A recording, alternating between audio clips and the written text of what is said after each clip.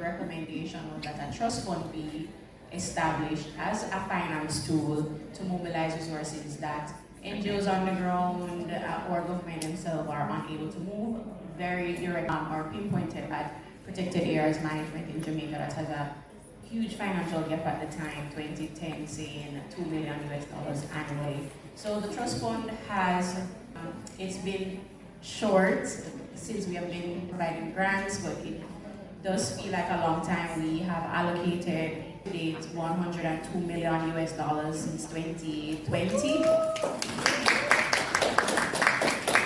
And our focus is really on sustainable finance mechanism. And I have to bring this scenario a lot when I'm talking. People are just like, but I fund them already, why you need more funding? And I have to say, management of protected areas means that you have recurring activities, just like you manage an apartment. There's a strata, you need to cut your lawn. So management is recurring activities, which means it needs to be sustainably funded. So when I talk about sustainable finance, it is having that mechanism in place with the government, with local partners, that would ensure that there is continuity beyond just projects, because at the end of 3 years, 5 years with these World Bank projects, the funding from the Caribbean Biodiversity Fund, if it's just a project, results dissipate if there is no longevity and there's no institution, there's no organization to ensure that we can, even if it's low, to ensure that there's continuity. An environment,